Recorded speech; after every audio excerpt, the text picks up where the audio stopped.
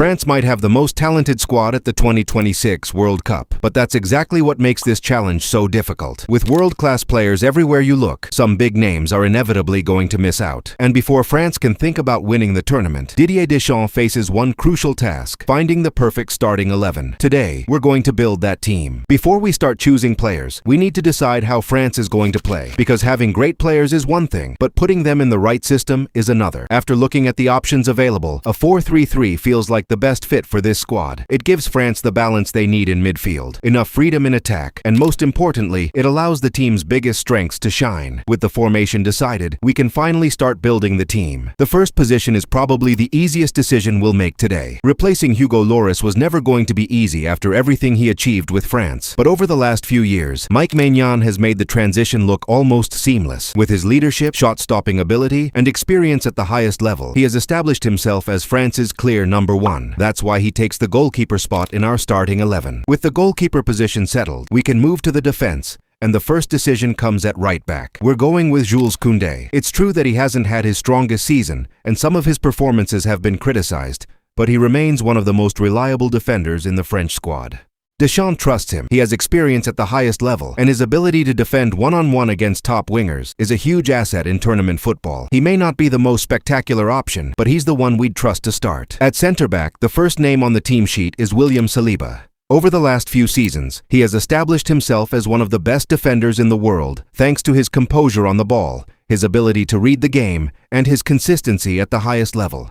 The real debate is who plays alongside him. France have several excellent options, but we're going with Ibrahima Konaté. Injuries have sometimes slowed him down, but when he's fit, he brings exactly what this defense needs: physicality, pace, and dominance in duels. More importantly, he complements Saliba perfectly. One brings elegance and calmness, the other brings power and aggression. That brings us to left back, where we're going with Theo Hernandez. Yes, he's not always the most reliable defender, and there are times when his attacking runs leave space behind him, but what he offers going forward is simply too valuable to ignore. Few fullbacks in world football can carry the ball, create chances, and impact games the way Theo can. For a team looking to win the World Cup, he's the obvious choice. With the defense complete, we can finally move into midfield, where the biggest debates of this team begin. And the first name there is Aurélien Tchouaméni. Despite still being in his mid-20s, he already has more than 40 appearances for France and experience in a World Cup final. His numbers won't jump off the page because scoring goals isn't his job, but that's exactly what makes him so important. He brings balance to the team, protects the defense, and allows the more creative players to focus on attacking. Every great team needs a player like that, which is why he is the first midfielder in our starting 11. The next spot is where things start to get interesting. France have younger options available, with players like Warren Zaïre-Emery pushing hard for a starting role, while N'Golo Kanté still brings the experience of a World Cup winner. But at 35 years old, it's difficult to rely on him for every minute of a tournament. That's why we're giving the nod to Adrien Rabiot. With more than 50 appearances and 7 goals for France, he has become one of Deschamps' most trusted players. He brings experience, physicality, and a valuable ability to contribute at both ends of the pitch. Zaïre-Emery may be the future, but for a World Cup tomorrow, Rabiot gets the call. That leaves one final spot in midfield, and this one is all about creativity. That's why we're going with Michael Olise. After a brilliant season with Bayern Munich, finishing with 15 goals and 21 assists in all competitions, he has established himself as one of Europe's most dangerous playmakers. Whether it's a killer pass, a set piece, or a moment of magic, Olise has everything France need to bring this attack to life. With the midfield complete, it's finally time to build the attack.